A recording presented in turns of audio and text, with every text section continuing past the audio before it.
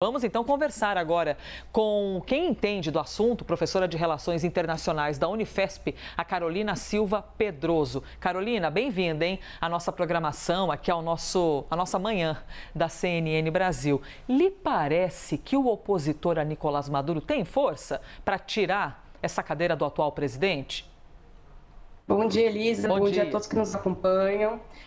Olha, eu vou te dizer que essa é a eleição mais incerta da Venezuela em 25 anos. Eu acho que isso explica também um pouco dessas frases, dessas declarações polêmicas do Maduro nos últimos dias. O González Urrutia, o Edmundo González Urrutia, não é exatamente uma figura muito carismática, como você mesmo descreveu agora, não era muito conhecido, é um diplomata aposentado, um senhor mais velho, nunca teve atuação política, mas ele foi colocado exatamente para liderar uma coalizão de partidos de oposição, que é a coalizão majoritária, né, que se contrapõe ao chavismo, principalmente desde que o Maduro chegou ao poder. E tem tido uma capacidade de mobilização, como a gente está vendo aí nas imagens, bastante significativa. Vale dizer que, na verdade, quem tem o grande carisma, né, a grande capacidade aí de arregimentar todo esse apoio é a Maria Corina. Como você bem disse também, é impedida pela justiça desde 2015, ela não pode se eleger para nenhum cargo, isso foi reconfirmado agora esse ano, mas ela tem uma personalidade muito cativante, né? Ela já há muitos anos se coloca contra o Chávez e agora contra o Maduro, tem uma longa trajetória aí na oposição.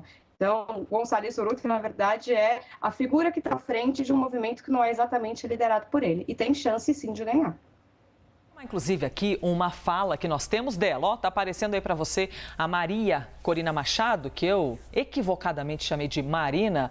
Ela participou de uma entrevista exclusiva aqui para a CNN Brasil, é a líder da oposição e disse que o presidente Lula mudou de postura sobre o processo venezuelano e também sobre ela, sobre a Maria Corina Machado. Vamos ouvir esse trecho. Se tivermos esse trecho, peraí só um instantinho, professora, a gente tem esse trecho? Ah, sim, temos, agora sim, vamos ouvir. ¿Fue cambiando un poco su postura en relación al proceso venezolano en los últimos tiempos? Sí, yo lo creo. Yo lo creo. Y creo que también con relación a mí. ¿Quién relaciona a usted?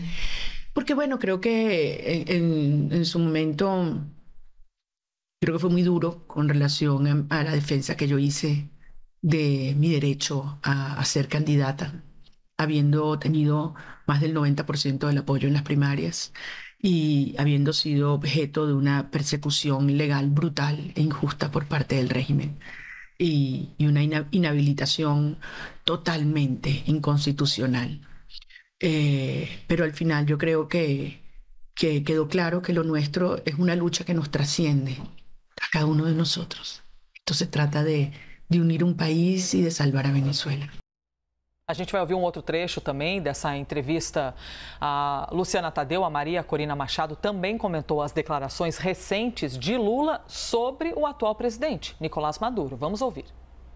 ¿Usted cómo vio la reciente declaración del presidente Lula diciendo que Maduro tiene que respetar los resultados, quien gana se queda, quien pierde se tiene que ir?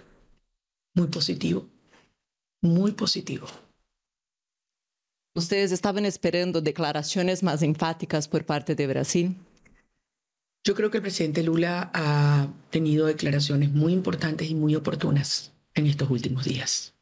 Entre estas declaraciones, ¿cuáles crees que fueron las más importantes y qué incidencia real tienen en el proceso? Yo no puedo especular, pero yo sí creo que entre las personas de la comunidad internacional que más influencia pueden tener en Nicolás Maduro está el presidente Lula.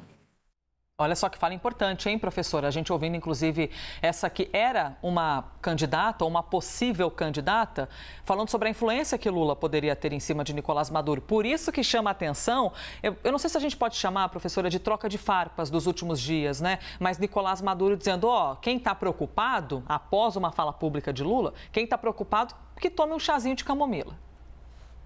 A gente tem visto digamos, uma postura mais assertiva do Brasil nesse processo eleitoral. Primeiro, uma nota do Itamaraty, quando a Corina Yoris, que seria substituta para Maria Corina Machado, foi impedida de ser candidata, né? O Itamaraty soltou a nota, imediatamente a Venezuela reagiu, também se sentiu muito desconfortável, né, com essa postura do Brasil, mas a verdade é que nós aqui temos uma grande preocupação em que esse processo aconteça da maneira mais pacífica e mais harmônica, né? Porque, como bem a gente estava vendo, há toda uma movimentação na fronteira, uma preocupação de que, a depender de como as coisas se desenrolem, se houver de fato uma escalada de tensão, chegar à violência, provavelmente mais pessoas sairão do país, poderão vir para cá, e não nos interessa, né? Eu sempre faço essa analogia com os meus estudantes. Não nos interessa ter uma vizinhança com problemas. Ninguém gosta de morar numa vizinhança que nos perturba na nossa casa, né? Isso serve também para as relações internacionais. Para nós, quanto mais estável e mais tranquila tiver a situação política e econômica dos nossos vizinhos, melhor para nós. Dificilmente eles terão problemas conosco também.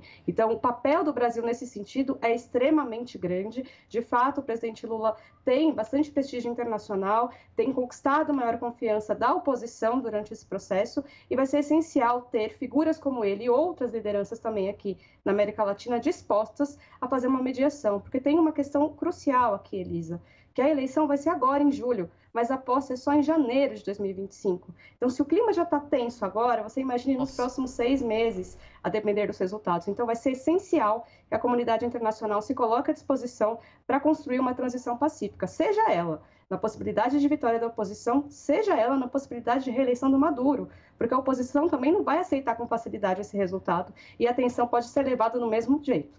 Professora, qual é a realidade da Venezuela? Porque a gente observa de fora, a gente gosta de ler, tem acesso à informação, imagina, a senhora mais do que isso é professora. E a gente também já noticiou muitas vezes a quantidade de gente que sai da Venezuela procurando um abrigo, que cruza a fronteira do Brasil e tem toda essa operação acolhida com os venezuelanos. A gente já falou sobre a ONU, falando sobre possíveis crimes contra a humanidade, né? Caindo no colo de Nicolás Maduro. Essa questão extremista de você não aceitar um processo político, mas qual é a realidade? Porque vendo de fora, a gente fica um tanto quanto assustado, né? Pelo menos a gente que está habituado com padrões democráticos. Mas e para o povo da Venezuela? Nicolás Maduro é uma figura que tem alta popularidade, que tem aceitação, porque olha a imagem, as ruas estão... Bom, tudo bem que esse aí especificamente é o desfile com o candidato opositor e a Maria Corina Machado, mas é muito comum você ver uma imagem com o Maduro com as ruas lotadas. Eu acho que essa pergunta é essencial para nós aqui no Brasil compreendermos essa realidade que é tão distinta da nossa. Porque o Maduro, apesar de todas as debilidades, o país está mergulhado há mais de uma década numa crise sem precedentes, né, tanto do ponto de vista econômico, social, migratório. Mas o que ainda, de certa forma, sustenta, né, essa popularidade que ele tem? A gente não pode ser ingênuo e achar que todas as pessoas que vão votar nele estão sendo manipuladas. Não, as pessoas realmente acreditam. O projeto que ele representa tem a ver com uma figura que nós não temos similar aqui no Brasil, que é a figura do Simão Bolívar, né, um personagem histórico, né, que ajudou a libertar a Venezuela do jugo colonial contra a Espanha, que foi resgatado pelo Chávez, e o Maduro é herdeiro, né, desse projeto. O que esse projeto diz? Olha, a Venezuela tem que ser um país soberano, tem que ser um país que tem que se proteger dos interesses estrangeiros, porque nós temos aqui as maiores reservas de petróleo do mundo. Então, é um projeto que, teoricamente, está defendendo, né, esses recursos minerais, principalmente o petróleo, desses interesses estrangeiros. Do outro lado, nós também temos um grupo, né, político que vai dizer o seguinte, olha, eles ficaram 25 anos no poder, trouxeram alguns benefícios sociais, isso é inegável, por exemplo, a Venezuela zerou o analfabetismo nesse período,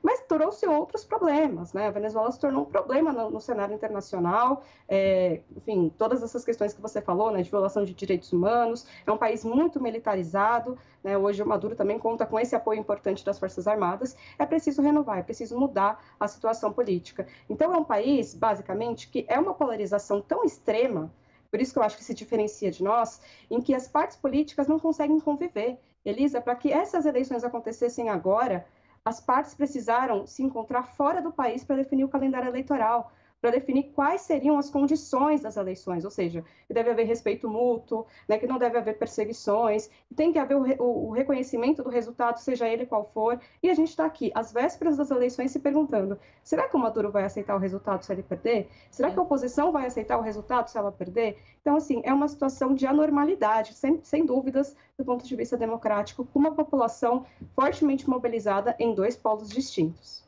Professora Carolina Silva Pedroso, professora de Relações Internacionais da Unifesp. Muito obrigada, pela gentileza da entrevista.